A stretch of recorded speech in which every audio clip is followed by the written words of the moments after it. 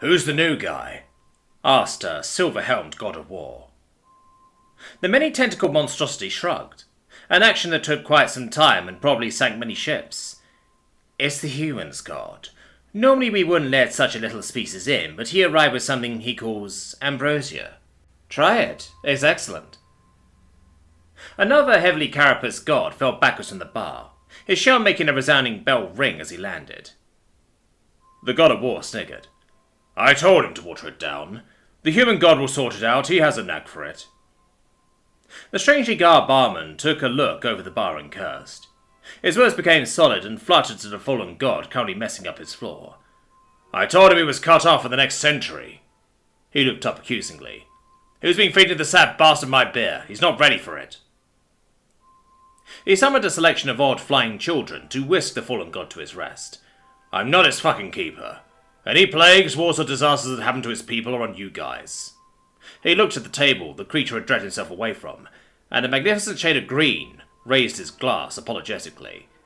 "We will protect his world. My apologies. Deity of the humans, I find my omnipotence is a little strained tonight. Tell me your tale." The human god was as vain as anyone else that held such a title. Well, perhaps an introduction would be useful. My people are new to the greater universe, as much as I tried to inspire them to travel in the early days. In the end, frankly, I gave up. Any new lands they found, they trashed. A lot of my finest work went up in flames, so I gave up. They stopped believing. I kept my nose out of their affairs. I considered myself retired. Then I turned up on your bloody mountainside, and I found out that it's full of gods, demons, and indescribable horrors from the odd dimensions. He pulled out a bottle from below the bar and a glass from thin air. "So I thought I'd better make myself useful. How did none of you come up with a people that understand brewing? Mine pray when they are making it, they pray while they are drinking it, and they pray when they run out of it.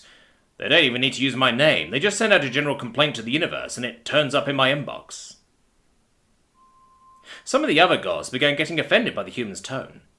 A particular shade of blue and at least 2 aggressive forms of seaweed objected. "You are not a god to your people. They have discarded you? We have a place for such as you." The strange shape of the human god seemed to shift a little. It became thinner and a cowl formed around it. "Ah yes, your graveyard. I took a long look when I arrived. House gods, wisps of history, and the odd poor bastard that lost his entire planet. I'm not ready for that just yet. My people believe but don't worship. My people pray when the universe pisses them off and not before or after. They regard me as the complaints department with IT support. They just register complaints and fix what I can." The human god began pouring again, and seemed to consider the conversation over. The god of war didn't seem to think so. "So, a cowardly and forgotten god from an insignificant people. It is well that you are allowed here to serve us. At least your petty purpose and trite gifts has some use for us at the moment. I believe I have some unpleasant tasks you may undertake for my people. They are warriors and have little time for the subtleties of plumbing." The human god seemed to change and sigh, becoming something else. "Another god of war? You do realize that everyone has a dozen or more? Fine. Have you ever heard of arm wrestling? One limb against another? You lose if I can force your offered limb to the table or floor." The human god had adjusted the rules to accommodate tentacles. "Best of 3. 5 if the referees ask for it. Full access to the faith of your people." The Xeno god laughed, loud and hard. "My people hold empires. They bathe in my name and sacrifice my enemies to my altars. Their faith is cast in stone. They are a warrior people, and I will take your challenge, petty god." The human god finished his drink. "Well, my people don't have warriors, but now we need to set the stakes. If I win, you will build a temple for me in your poorest city, and sort out the plumbing. What do you want from me?" The god of war sneered. "I have no need of anything from you, but you shall raise a temple to me as their god of war, in their greatest city. And then I will take the limb you offer and hang it in the servants' quarters as a warning." The flickering crowd in the room seemed to come into focus. To the surprise of many, one of the old gods, long since exiled to the deepest dark, seemed to focus and sat itself in a seat bereft of hope or life. Several small gods ran screaming from the room, but the human god just gave the infernal creature a nod and sent over a drink. "Cool, all nicely agreed. Let me finish serving all of our audience, and off we go."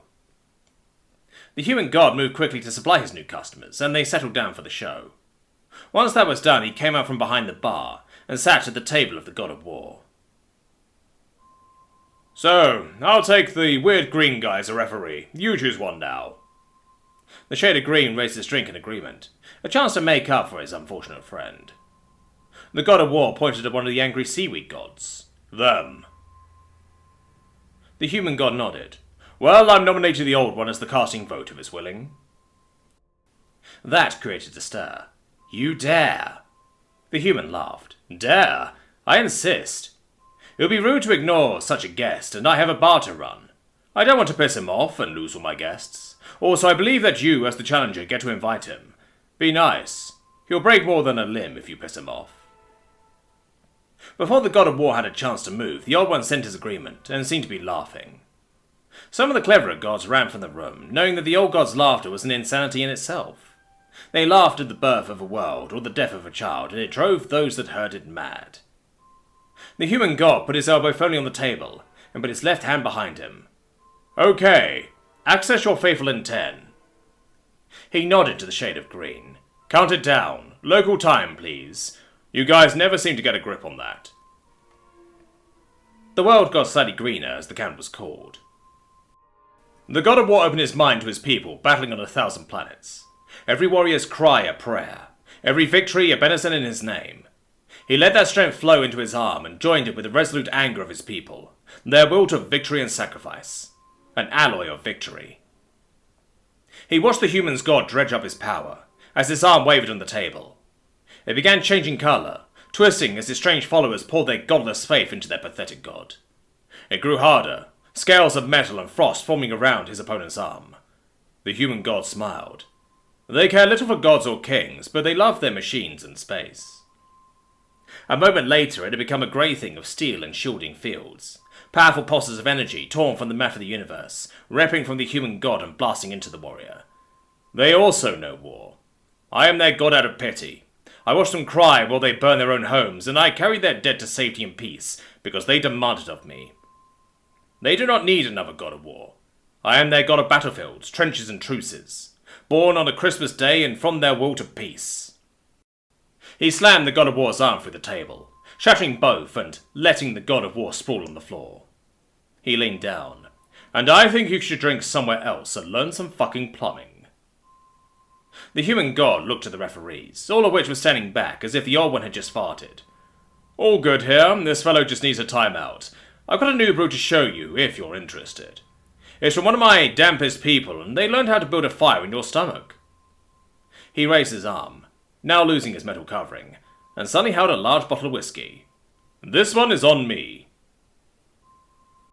As he drew in the evening, only two remained. The human god poured out another bottle as the old one seemed to relax. Small gods fight like children. You are not a small god, you are a baby old one. I was wisest to fight you. The human god laughed at that. Really? Because you lost. Why the fuck were you standing guard over the graveyard of gods anyway? Small gods are my children. You are on a battlefield, you always win. It is your calling. I guard and weave for the small gods because they were mine. I was wisest because I fought you first, little god. I did not fall. Once you have forgotten mercy and become an old one, then all the gods will fall. The human god seemed to think about that for a while. Aye, as it should. Cheers.